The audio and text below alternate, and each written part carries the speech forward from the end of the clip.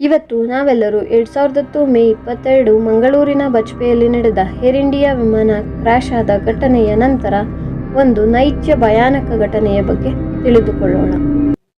Hi friends, welcome to my new YouTube channel. ಬನ್ನಿ, ಇನ್ಯಾಕೆ ತಡ ಮಾಡೋದು, ಈ ಭಯಾನಕ ಘಟನೆಯ ಬಗ್ಗೆ ತಿಳಿದುಕೊಳ್ಳೋಣ. ನನ್ನ ಸ್ನೇಹಿತೆಯೊಬ್ಬಳು ನನಗೆ ಹೇಳಿದ ಕಥೆ ಇದು. ಅವಳ ಕುಟುಂಬಸ್ಥರಿಗಾದ ಅನುಭವ. ಮಂಗಳೂರಿನ ಬಜ್ಪೆಯಲ್ಲಿ 22 ಮೇ 2010ರಲ್ಲಿ ಏರ್ ಇಂಡಿಯಾ ವಿಮಾನ ಲ್ಯಾಂಡ್ ಮಾಡುವ ಸಂದರ್ಭದಲ್ಲಿ ಕ್ರ್ಯಾಶ್ ಆದ ಘಟನೆಯ ಬಗ್ಗೆ ಬಹಳಷ್ಟು ಜನರಿಗೆ ಗೊತ್ತಿರಬಹುದು. ಘಟನೆಯಲ್ಲಿ 158 ಮಂದಿ ಅಸುನೀಗಿದ್ದರು. ಆ ಘಟನೆ ನಡೆದ ಬಳಿಕ ಏರ್ಪೋರ್ಟ್ನಲ್ಲಿ ವಿಚಿತ್ರ ಘಟನೆಗಳು ಘಟಿಸುತ್ತಿದ್ದವಂತೆ.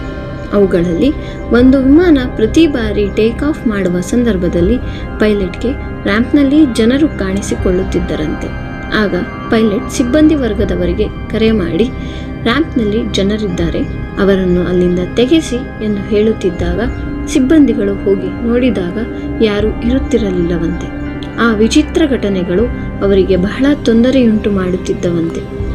ಇನ್ನು ನನ್ನ ಸ್ನೇಹಿತೆಯ ಕುಟುಂಬಸ್ಥರು ಹೇಳುವ ಪ್ರಕಾರ ಪ್ರತಿದಿನ ರಾತ್ರಿ ಸುಮಾರು 1 ಅಥವಾ 2ರ ಹೊತ್ತಿಗೆ ಅಲ್ಲಿ ತುಂಬ ಜನರು ಅಯ್ಯೋ ಕಾಪಾಡಿ, ನಮ್ಮನ್ನು ಕಾಪಾಡಿ ಎಂದು ಕಿರುಚಾಡುವ, ನರಳಾಟದ, ನೋವಿನ, ಮಕ್ಕಳ ಕೂಗಾಟದ ಧ್ವನಿ ಗಟ್ಟಿಯಾಗಿ ಕೇಳಿಸುತ್ತಿದ್ದಂತೆ.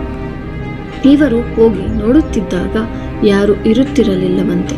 ಆ ಕಿರುಚಾಟವನ್ನು ದಿನವೂ ಕೇಳಿಸಿಕೊಳ್ಳುತ್ತಿದ್ದ ಆ ಘಟನೆ ನಡೆದ ಸ್ಥಳದ ಅಕ್ಕಪಕ್ಕದ ಮನೆಯವರು ಭಯಭೀತರಾಗಿ ಮನೆ ಖಾಲಿ ಮಾಡಿಕೊಂಡು ಹೊರಟು ಹೋದರಂತೆ. ಪ್ರತಿದಿನ ನಡೆಯುತ್ತಿದ್ದ ಆ ಕಿರುಚಾಟದ ಧ್ವನಿಗಳು, ವಿಚಿತ್ರ ಘಟನೆಗಳಿಂದ ಅಲ್ಲಿ ಕೆಲಸ ಮಾಡುತ್ತಿದ್ದವರು ಹೆದರಿ ನಂತರ ಅಲ್ಲಿಗೆ ಬ್ರಾಹ್ಮಣರನ್ನು ಕರೆಸಿ ಪೂಜೆ ಮಾಡಿಸಿದರಂತೆ. ನಂತರ ಆಗ ಅಲ್ಲಿ ಯಾವುದೇ ಅಗೋಚರ ಶಕ್ತಿಗಳು ಕಾಟವಿಲ್ಲವಂತೆ.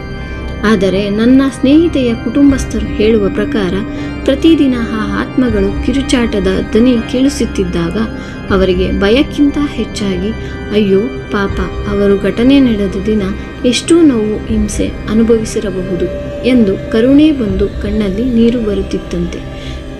ಈ ಕಥೆಯನ್ನು ಸಂಪೂರ್ಣವಾಗಿ ನೋಡಿದ್ದಕ್ಕೆ ಧನ್ಯವಾದಗಳು. ಮುಂದಿನ ಕಥೆಗಳೊಂದಿಗೆ ಸಿಗೋಣ. ಧನ್ಯವಾದಗಳು.